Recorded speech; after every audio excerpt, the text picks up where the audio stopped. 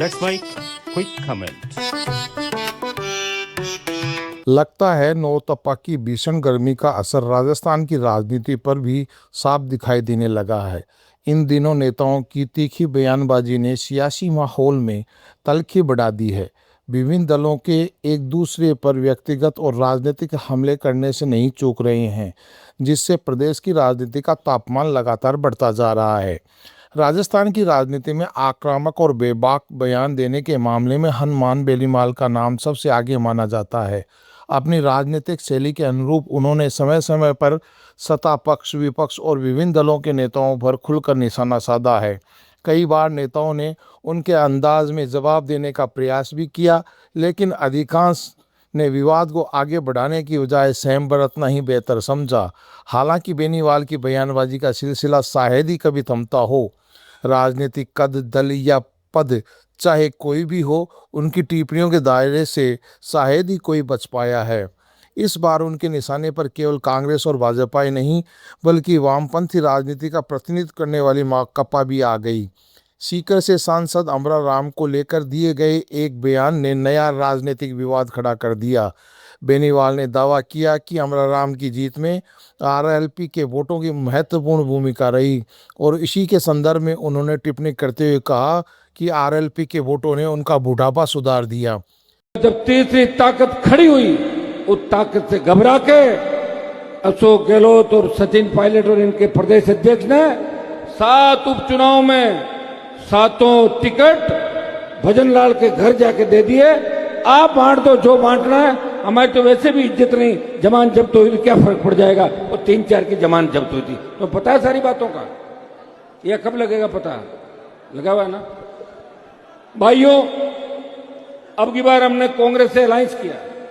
मैंने कई बार कहा कि कांग्रेस का वोट मुझे मिला, लेकिन कांग्रेस के एक भी एमपी ने नहीं कहा कि आरएलपी का वोट हमें मिला और हम जीते। और तो सीकर के कॉमरेड अमरा राम जी ने भी नहीं कहा, जहां 1.5 लाख आरएलपी के वोट लेके जीते, जिनका बुढ़ापा सुधर गया एमपी बन के। बोला क्या उन्होंने? कभी नहीं बोलेंगे।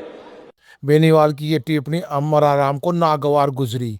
किसान आंदोलन और संघर्ष की राजनीति से जुड़े माकपा सांसद ने उसी तीखे अंदाज में पलटवार किया। उन्होंने बेनीवाल को खींवसर विधानसभा उपचुनाव की याद दिलाते हुए कहा कि वे यदि इतने ही प्रभावशाली थे तो अपनी पत्नी को चुनाव क्यों नहीं जिता पाए।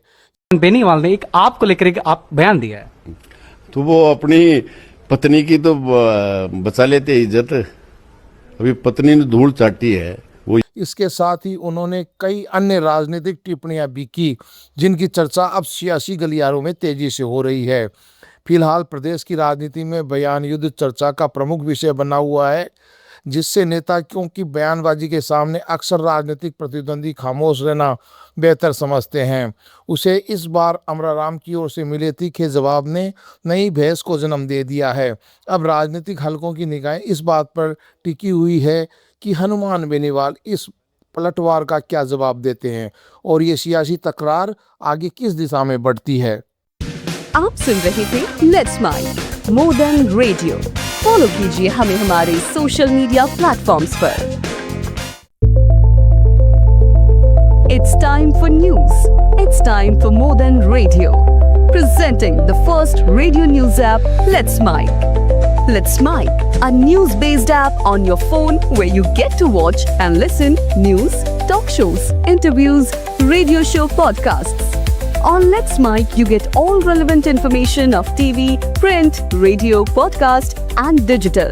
Let's Mike talks about every segment of life.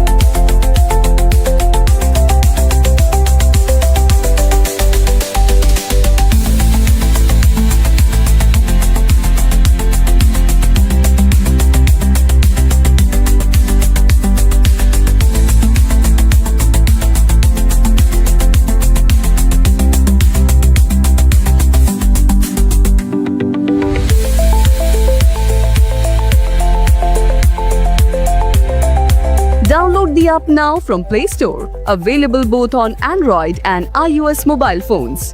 Follow us on YouTube, Instagram, Twitter, LinkedIn, Facebook, Telegram, WhatsApp, Snapchat. Let's talk, let's connect, and let's Mike.